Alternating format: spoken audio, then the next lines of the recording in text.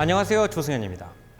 저는 여러 나라의 언어를 공부해서 그 언어 속에 숨겨진 그 나라 말을 쓰는 사람들의 사고방식을 비교하고 거기에서 찾은 인사이트로 강연과 책을 쓴 일을 하고 있어요. 근데 저처럼 언어에 관심이 많은 사람들은 당연히 4차 산업혁명 분야 중에서도 AI 분야, 인공지능 분야에 관심이 많습니다. 오랫동안 사람들이 언어라는 것은 워낙 미묘해서 컴퓨터처럼 디지털로 생각하는 기계는 절대로 할 수 없는 것이다 라고 생각을 했는데, 얼마 전에 인공신경망 번역기라는 새로운 번역 기술이 나옵니다. 근데 인공신경망 번역기라는 것은 뭐냐면 머신러닝이죠. 인간이 언어를 갖다 생산하는 구조를 갖다가 그대로 컴퓨터한테 넣어놓고 한쪽에는 계속 영어로 된 어떤 드라마 같은 것 또는 인터넷 웹사이트를 보여주고 그 다음에 계속 한국말로 된 드라마나 웹사이트 같은 걸 보여주면 컴퓨터가 알아서 두 개의 언어가 어떻게 호환이 되는지를 파악해서 번역을 한다는 겁니다. 파파고라든지 구글 트랜슬레이트 같은 몇 개의 인공신경망 번역기가 논문이라든지 시 같은 수준 높은 글까지 번역할 수 있다라고 하면서 사람들이 굳이 영어 공부해야 돼? 조승현 작가처럼 여러 언어 하는 사람? 뭐 그렇게 대단해? 이런 얘기를 하기 시작하면서 저도 이제 불안에 떨기 시작했습니다. 그렇기 때문에 저는 뭐를 굉장히 즐기냐면요, 구글 번역기가 뭐를 못하는지를 실험하는 걸 굉장히 좋아합니다. 가끔씩 이제 구글 번역기에다가 절대로 구글 번역기가 번역할 수 없는 문장을 집어넣어서 번역을 못하는 걸 보면서 희열을 느끼는 거죠. 나는 아직 죽지 않았다, 죽지 않았다, 죽지 않았다. 근데 이 구글 번역기가 워낙 수준 높은 글들, 예를 들어서 시나 논문 같은 걸 잘 번역한다고 해서 제가 거꾸로 생각을 해봤어요. 인간한테 시나 논문이 어렵다 그래서 컴퓨터한테도 그게 어려운 게 아닐 수도 있다는 거죠. 오히려 컴퓨터한테는 우리가 친구들이랑 술 마시면서 막 뱉어내는 말이 더 어려울 수도 있다는 생각을 했습니다. 그래서 구글 번역기에다가 저렇게 조금 어떻게 보면 상스러울 수 있는 문장을 갖다가 한번 입력해 봤습니다. 내가 한 살 위니까 형이라고 부르고 고개 돌리고 처음 마셔 새끼야를 입력을 했습니다. 이거를 입력을 했더니 컴퓨터가 전혀 이해를 못했다는 걸 볼 수가 있죠. I am 1 year old. I'm 1 year older가 아니라 1 year old. 난 한 살이다라고 번역을 했고요. And I call you brother. brother는 형이랑 다르죠. 왜냐하면 brother는 남자 형과 동생을 둘 다 지칭하는 말인데, 형이라 불러 그럴 때는 나를 윗사람이라고 인정해라는 뜻인데, brother는 윗사람도 될 수 있고 아랫사람도 될 수 있기 때문에 I call you brother. 자, 첫째로는 나를 형이라 부르려고 그랬는데 내가 너를 브라더라고 부를게, 이렇게 번역을 했습니다. 그리고 turn your head and drink it. drink it. 이것이 뭔지 모르죠. 우리는 고개 돌리고 마셔라고 하면은 술이라는 걸 안단 말이에요. 제가 문장을 보고 굉장한 자부심을 느꼈어요. 내가 구글 번역기가 번역 못하는 문장을 만들었다. 사실 우리가 4차 산업혁명이 오고 인공지능을 보면서 많은 것을 알게 되는데, 특히 이렇게 컴퓨터가 번역을 잘하는 문장 그리고 번역을 못하는 문장을 비교를 해보면은 어떤 걸 느끼냐면요, 저 안에 사실은 인간지능과 인공지능을 구별할 수 있는 비밀이 들어있을 거라고 저는 생각했습니다. 사실 요즘 인터넷이 발달하면서 수많은 우려의 목소리가 나옵니다. 아이들이 채팅창에서 아니면 인터넷에서 한국말을 배워서 언어를 파괴한다. 영국 신문에 한 굉장히 웃긴 기사가 나왔던 적이 있습니다. 바로 이 기사인데요. 아이들이 즐거워, I'm happy, 슬퍼, I'm sad 이런 식으로 자기 감정을 말로 표현을 안 하고 이모티콘을 하나 딸랑 보낸다는 거예요. 그래서 저 상당히 권위 있는 영국 신문에서 심지어 어떻게 얘기를 했냐면, 이모티콘이 언어를 파괴하고 있다. 그래서 우리가 사람들이 이렇게 그림으로 통신을 하기 시작하면은 우리의 지식 수준이 상형 문자를 쓰던 고대 이집트로 돌아갈 것이다. 진짜 진지하게 저런 글을 썼습니다. 하지만 저는 인간의 창의성이 오히려 저기에 들어있지 않나라는 생각을 했어요. 예를 들어서 컴퓨터가 시와 논문같이 우리가 생각할 때 인간 최고봉이라고 생각했던 것들을 잘 번역해내는데 신조어나 비속어를 번역하지 못한다면 오히려 신조어나 비속어 안에 컴퓨터가 따라잡지 못하는 인간 창의성의 비밀이 들어있을 수도 있다는 겁니다. 그것을 이해하기 위해서 제가 어디로 가냐면요, 언어 파괴의 역사를 갖다가 가장 깊은 곳까지 추적을 해봤습니다. 그래서 언제부터 어른들이 아이들이 함부로 언어를 바꿔 쓴다라는 말을 하기 시작했는지 추적을 해보니까 고대 이집트 시대죠. 파피루스죠. 자, 저 그림의 오른쪽 끝을 잠깐 봅시다. 저기에 보면은 새 머리를 하고 인간의 몸을 한 사람이 뭔가를 쓰고 있는 저 모양이 있습니다. 저 신이요, 바로 토트라는 신이에요. 이집트 신화에서. 저 사람이 세계 최초의 인공지능 기술자입니다. 고대 이집트에 무슨 인공지능이라는 말을 하느냐? 인공지능은 뭡니까? 인간이 하는 생각의 일부를 갖다가 다른 기계에 위임을 하는 거죠. 그럼 인간 머리가 하는 중요한 일 중에 하나가 뭐냐면 기억을 하는 겁니다. 옛날에 있었던 일을 기억을 하는 일이에요. 근데 우리가 글을 쓴다는 건 뭡니까? 일기를 왜 씁니까? 우리가 매일 우리가 겪는 일을 다 기억할 수가 없으니까 일기라는 종이에다가 우리의 기억의 일부를 위임하는 거죠. 지능의 일부를 갖다가 외부 기기에 아웃소싱하는 거기 때문에 저는 글자를 쓰는 것이 최초의 인공지능이라고 생각을 합니다. 그렇게 치면 고대 이집트 사람들은 저 토트라는 신이 글자를 발명했다라고 생각을 하는데 글자를 발명한 토트는 최초의 인공지능 기술자라고 볼 수 있죠. 토트가 타모스라는 파라오, 이집트의 왕을 찾아가서 내가 글자라는 걸 발명했는데 이 글자라는 것이 너무 좋다. 과거를 오래 기억할 수 있게 해주는 너무 좋은 것이다. 그래서 이거를 배워서 타모스한테 니네 백성한테 다 가르쳐라 라고 얘기를 합니다. 우리 생각에는 글 읽는 거 너무 좋은 거잖아요. 그래서 자 백성들아 글씨란 너무 좋은 게 생겼으니까 너네 다 배워라고 할 것 같죠. 근데 실제로 그렇게 안 됐습니다. 타모스가 오히려 당시 만든 글자라는 거 우리 민족한테는 쓸 필요가 없습니다 라고 말합니다. 근데 그 쓸 필요가 없다고 한 이유를 들어보면 참 재밌는 게 이게 2500년 전의 일인데 마치 인터넷을 사용하는 젊은 층을 우려하는 지금 기성세대의 목소리와 굉장히 비슷해요. 예를 들어서 이 발명은 글씨입니다. 학생들이 암기를 소홀하게 할 것이다 이렇게 얘기합니다. 언제나 책을 찾아보면 되니까 안 외우려고 할 것이다 라고 우려를 하는 거예요. 또 뭐라고 합니까? 그들은 남이 써준 글자를 믿게 되고 자기 스스로에 대해서 기억을 못하게 한다. 요즘 많이 나오는 얘기죠. 사람들이 SNS를 보고 남의 평가만 계속 라이크, 좋아요 받는 것만 신경을 쓰고 자기 생각은 없다. 그 다음에 또 뭐라고 얘기하냐. 진실이 아닌 진실과 비슷한 것을 준다. 글로 쓰는 건 다 믿는다는 얘기죠. 요즘 무슨 우려가 있습니까? 페이크 뉴스 우려가 있죠. 자, 이미 첫 번째 IT 기술이 나왔을 때 글자라는 지금 IT 기술이 만들어내는 그런 걱정이 모두 다 존재했다는 것을 갖다가 보여주는 거예요. 이게 새로운 게 아니라는 겁니다. 그래서 이렇게 우려를 했습니다. 근데 놀라운 일이 일어납니다. 이런 일이 이렇게 글자가 발명됐다고 그래가지고 사람들이 암기를 소홀히 하고 공부를 하지 않느냐? 천만의 말씀이에요. 인간은 단지 말의 역할을 바꿉니다. 그래서 옛날에는 모든 걸 암기해야 되는 시대에는 창의성이라는 게 없었단 말이에요. 무조건 윗세대가 알려주는 걸 얼마나 정확하게 기억하느냐가 중요했어요. 왜냐하면 그것도 힘드니까. 근데 이제 글을 쓸 수 있게 되니까 머리의 그 부분이 자유로워져요. 그러니까 어떻게 하기 시작합니까? 그냥 글을 가지고 옛날 것을 외우는 게 아니라 내 의견이나 감정을 표현하기 시작합니다. 그리고 사람들이 남의 글을 읽으면서 남의 의견이나 감정에 토를 달기 시작해요. 그러면서 플라톤의 시대에 이르면은 철학이 태어나고 과학이 태어나고 그리고 수많은 학문들이 태어난다는 겁니다. 사실 글자가 없었다면은 우리는 머리의 전체를 아직도 옛날 일을 외우는 데 사용을 하고 있을 것이고 그렇다면은 철학과 과학 같이 서로의 의견을 갖다 객관적으로 보고 그것에 토를 달면서 토론을 통해서 과학을 발전시켜 나가는 전통은 있을 수 없었을 거라는 거죠. 그 당시에 또 새로운 IT 기술이 생깁니다. 바로 인쇄술이라는 것이죠. 그 당시 수도승들은 일종의 지금으로 치면 하드 드라이브 역할을 했었어요. 그리고 클라우드 역할을 했었습니다.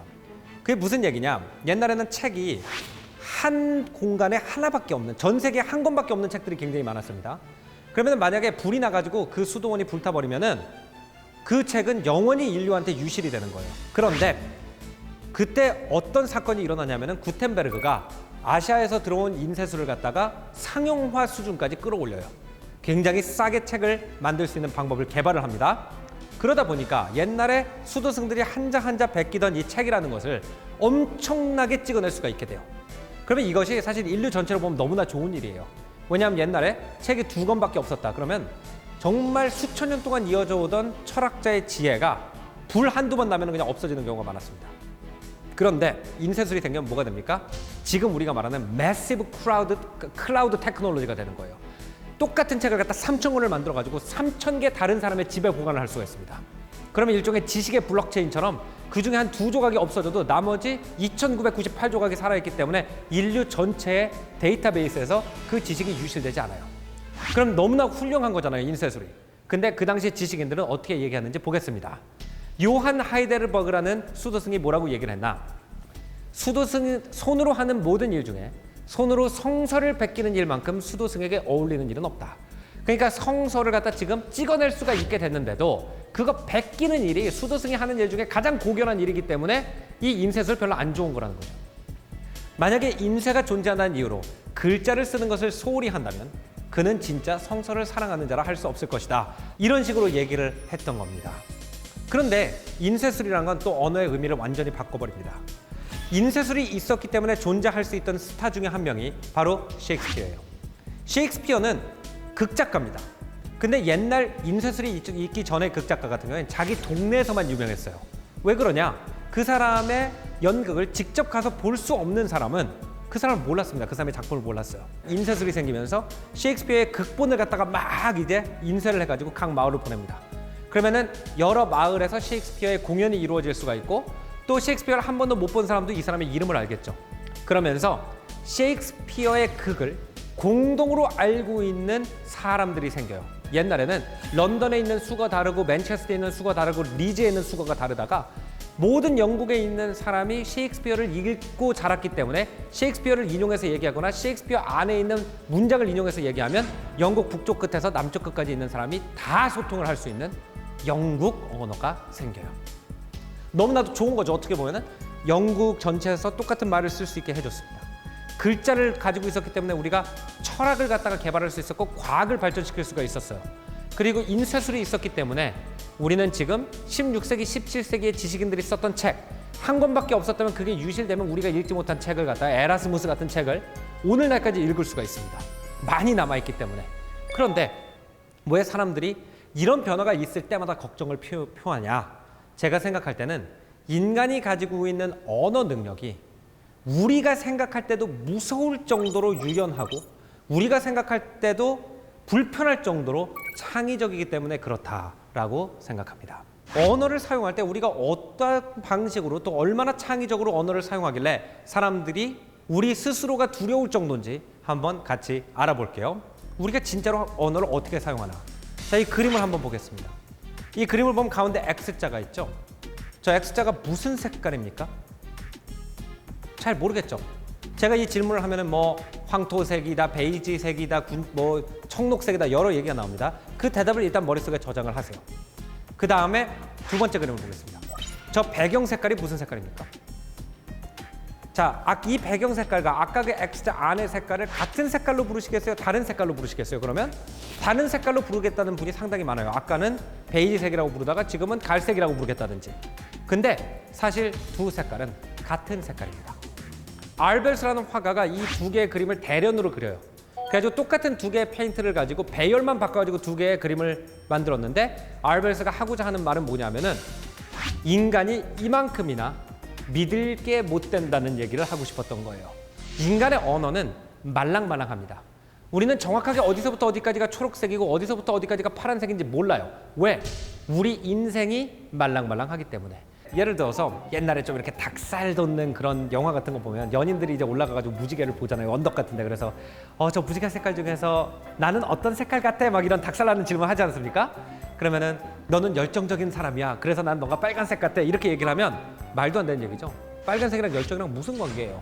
근데도 우리는 그 말은 철딱같이 알아들어요. 근데 예를 들어서 이 두 연인 중에 한 명이 AI라고 칩시다. 근데 이 AI 입장에서 내가 이 색깔, 내가 좋아하는 색깔을 묘사해야 되는데 빨간색이라는 게 너무너무 애매한 단어인 거예요. 어디까지가 빨간색이고 어디서부터가 주황색인지 모르겠는 거예요. 그래서 이걸 갖다가 정확하게 알려주기 위해서 이 AI가 이렇게 말합니다. 내가 가장 좋아하는 색깔은 마젠타 78, 옐로 12, 사이엔 5. 특히 K 밸런스를 3300도로 맞춰놨을 때 정확한 색깔을 알려줬어요. 근데 인간은 못 알아들어요. 이게 인간과 기계의 차이예요. 인간은 정확하게 말하면 못 알아듣고요. 우리가 항상 푸르게처럼 말도 안 되는 얘기를 하면 정확하게 알아듣는 게 인간입니다. 그래서 AI를 개발하는 사람들이 언어라는 퍼즐을 풀기가 너무너무 어렵다고 말하는 겁니다. 한 번은 이런 실험을 한 적이 있습니다. 이런 다리를 보여줬어요. 한쪽에는 영국인들이 있고 한쪽에는 프랑스 사람들이 있었습니다. 그러면서 이렇게 물어봤어요. 이 다리를 가장 잘 묘사하는 형용사를 좀 적어봐라. 그랬더니 이제 우리가 선입견으로 생각을 할 때는 프랑스인들이 좀 놀기 좋아하고 예술적이고 독일 사람들이 좀 딱딱하고 기술 회사들이 많잖아요. 우리가 알고 있는 독일 회사들이. 그러니까 독일인들은 튼튼하다, 견고하다 이런 말을 했을 것이라 생각을 하고 프랑스인은 아름답다, 우아하다라는 말을 했을 거라고 많은 사람들이 상상을 합니다. 근데 결과를 보니까 어떻게 나왔냐? 거꾸로 나왔습니다. 프랑스 사람들이 견고하다, 튼튼하다는 말을 많이 했고요. 독일 사람들이 아름답다, 우아하다라는 말을 많이 했어요. 이게 왜 그런지 많은 학자들이 조사를 해보니까 이 유럽 언어에는 문법적 성별이라는 묘한 게 있습니다. 이게 뭐냐면요. 프랑스어는 대명사가 3인칭 대명사가 2개밖에 없어요. 그 여자, 그 남자. 프랑스인들은 다리가 프랑스어에서는 남성 명사입니다. 그렇기 때문에 문장을 시작할 때 일레, 영어로 치면 he is로 시작을 해야 되고요. 독일 사람들은 다리에 대한 문장을 시작할 때 sie ist, she is로 시작을 해야 돼요. 그러면은 우리가 이걸 보고 어떤 결론을 낼 수 있냐면 인간은 생각을 먼저 하고 글을 쓰는 것이 또는 말을 하는 게 아니라는 결론이 납니다. 글을 쓰는 중에 생각이 완성된다는 뜻이 돼요. 그러니까 프랑스 사람들은 이 다리에 대해서 아무 생각도 없이 다리는 하고 썼는데 그 다리가 남성 명사예요. 근데 다리는 하고 써놨는데 앞에를 보니까 그 남자는 이렇게 돼 있어요. 그러니까 그 문장에 맞는 생각을 나중에 하게 됐다는 거예요. 이렇게 우리는 첫 번째, 무슨 색이 무슨 색인지도 모르고, 두 번째, 말이 끝날 때까지는 내가 무슨 말을 했는지도 모르는 존재라는 것을 알아야 우리가 인간으로서 컴퓨터와 어떻게 다른지를 깊게 이해할 수가 있다고 생각합니다. 자, 또 인간이 언어를 이해하는 방법을 잘 알려주는 한 예를 들어볼게요. A, 우리 헤어져. B, 어떤 놈이야. 이 대화를 보면은 어떤 누구나 어느 상황이 정확하게 이해합니다. 제가 이걸 보여주고 깜짝 퀴즈를 가끔씩 내요. 우리 헤어져. 어떤 놈이야. 이게 무슨 뜻이냐라고 하면은 모든 사람이 이렇게 대답합니다. A, B는 연인 관계다. A, B가 어떤 관계예요? 다 똑바로 대답해요. 연인 관계요. A가 여자예요? B가 여자예요? A가 여자예요. B는 A가 왜 헤어지자고 했다고 생각합니까? A가 다른 남자가 생겼어요. 다 정확하게 대답을 해요.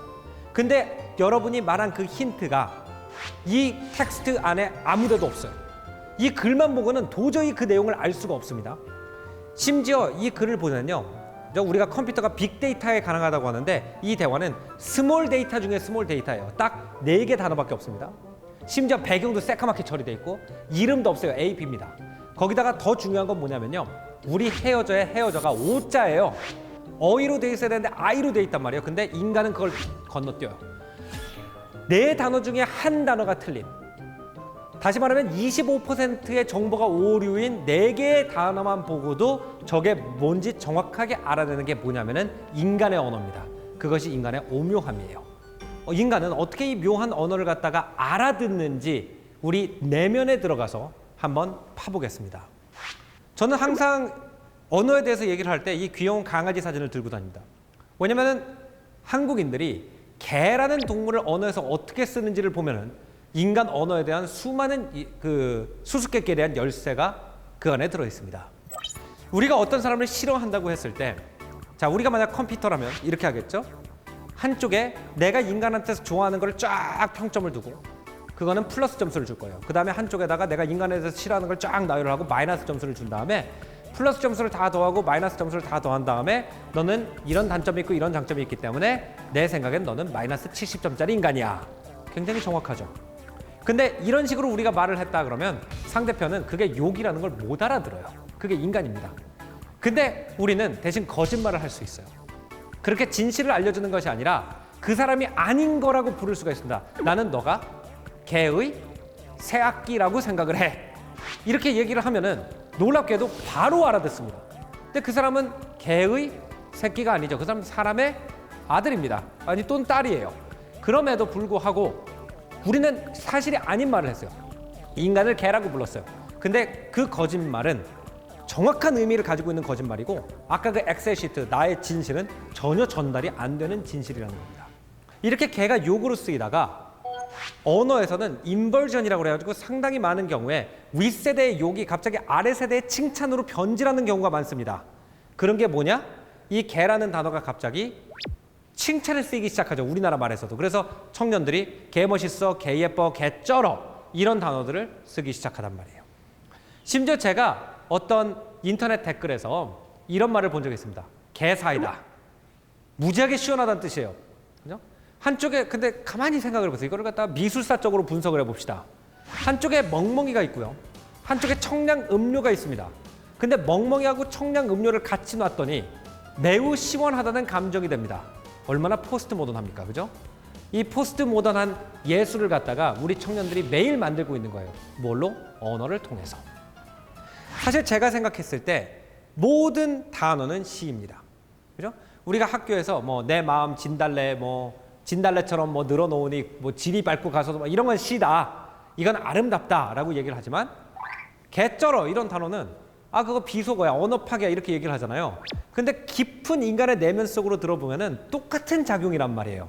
인간이 언어를 어떻게 쓰는지를 보면은 인간이 어떤 동물인지, 인간의 지능이 어떤지가 나옵니다.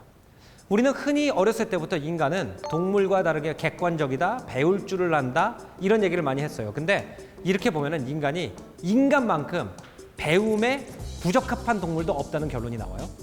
인간은 subjective, 인간은 주관적이에요. 인간은 inaccurate, 정확하지 않아요. 어떤 사람을 멍멍이라고 부를 수는 있지만 그 사람에 대해서 나쁜 걸 정확하게 설명해 주기는 힘듭니다. 인간은 biased, 인간은 편견이 많습니다. 인간은 jumps to conclusions, 인간은 바로 결론으로 뛰어넘으려고 하는 습성이 있고요. 인간은 opinionated, 자기 의견에 한번 이게 내 의견이야 라고 하면 바꾸기를 정말로 싫어해요. 그런데 이런 것들이 저는 4차 산업혁명에 인간과 기계를 차별화할 수 있는 가장 중요한 것들이라고 생각합니다. 제가 한번 와인 강의를 간 적이 있습니다. 제가 프랑스에서 오래 유학을 했다는 이유로 와인 강의를 가게 됐는데 저는 굉장히 당황스러웠던 게요. 전 세계에서 우리나라의 동아리만큼 와인 지식이 밀집되어 있는 곳이 없다는 걸 알게 됐습니다. 한국의 동아리는 무서운 곳입니다. 대한민국의 동아리에 가면은 모두 다 전문가 이상의 지식을 가지고 있는 분들이 굉장히 많아요. 근데 이분들이랑 얘기를 해보니까 다 소믈리에예요. 근데 난 프랑스에 좀 살다 왔다는 걸 가지고 어떤 얘기를 해드려야 되느냐. 이게 이제 4차 산업혁명 시대에 모든 사람이 봉착할 문제예요. 나보다 많은 지식을 가지고 있는 기계가 옆에 있는데 여기서 내가 뭘 해야 되느냐. 그죠? 내가 와인 모임에 가니까 와인에 대한 지식이 나보다 훨씬 많은 사람들이 있는데 여기서 무슨 얘기를 해야 되느냐. 이 문제에 제가 봉착을 했습니다. 그래서 제가 이런 얘기를 했어요. 프랑스에 살아보니까 와인은 김치입니다. 그게 무슨 얘기냐? 와인도 발효 음식이고 김치도 발효 음식이죠. 우리나라 사람들은 자기 고향 김치 또는 자기 할머니 김치를 제일 좋아하는 것처럼, 엄마 김치를 좋아하는 것처럼 프랑스 사람들도 자기 할머니가 담그던 와인을 가장 좋아하는데 할머니가 담근 와인이 없다면 자기 지역 와인을 좋아하기 때문에 슈퍼마켓에 가면 파리에 와 있는 시골 사람들이 자기 고향 와인을 찾을 수 있도록 보르도, 부르고뉴, 론같이 지역별로 정리가 되어 있습니다. 이렇게 해가지고 그 와인의 문화를 갖다 쭉 설명을 해주니까 그 많은 지식을 가지고 있던 사람들이 와인을 먹으면서 그 얘기를 듣고 나니까 이 와인의 맛이 다르네요 라고 얘기를 했어요. 이것이 뭐냐? 이것이 인간이 할 수 있는 거라는 거예요. 내가 싫어하는 사람을 멍멍이에 비유할 수 있는 그 언어적인 능력, 아니면은 내가 초록색과 파란색을 갖다가 하나로 뭉쳐가지고 그냥 자연의 상쾌함을 표현할 수 있는 그 능력이 인간한테 굉장히 중요한 능력이 될 거라는 겁니다. 와인을 갖다가 김치라고 표현할 수 있는 능력, 이걸 저는 뭐라고 부르냐면 통찰력이라고 얘기하고 싶어요.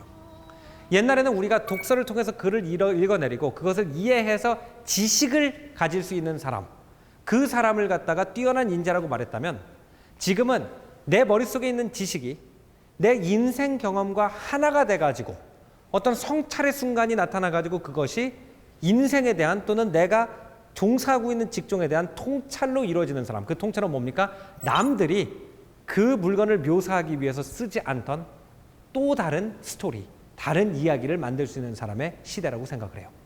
힘이 센 사람의 시대에서 손재주가 좋은 사람의 시대로, 손재주가 좋은 사람의 시대에서 아는 게 많은 사람의 시대로, 더 아는 게 많은 사람의 시대에서 통찰력이 있는 사람의 시대로 간다면 우리는 아이들한테 표준어 써, 뛰어난 문학작품만 읽어, 이렇게 얘기할 것이 아니라 아이들이 인터넷 댓글창에서 만들어내고 힙합을 쓰고 새로운 문화 형태를 만들어내는 그 불타는 창의적 에너지를 갖다가 어떻게 더 불을 붙여가지고 더 인간답게 만들 건지 그 고민을 해야 되는 게 우리 어른들의 몫이라고 저는 생각을 합니다.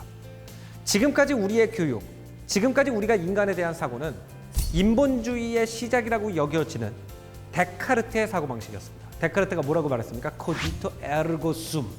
나는 생각한다, 고로 존재한다라고 말했어요. 우리는 인간을 생각을 할 줄 알고 분석을 할 줄 알고 객관적인 논리를 필 줄 알기 때문에 위대하다고 생각했고 학교에서 객관적인 논리와 과학적인 사고가 아닌 것을 최대한 없애려고 했습니다. 근데 우리가 지금 언어의 세계를 쭉 탐험하고 나니까 어떤 결론이 났냐? 인간은 러닝 머신이 아니라는 겁니다. 인간은 띵킹 머신이 아니에요. 인간은 무엇이냐? 스토리 머신입니다. 인간은 터킹 머신이라는 것. 그래서 우리 아이들이 인간 본연의 기술인 스토리텔링과 터킹을 더 잘하게 됐을 때 우리는 컴퓨터한테 대고 물어보는 존재가 아니라 컴퓨터한테 뭔가를 시킬 수 있는 인간을 키울 수 있다라고 생각합니다. 감사합니다.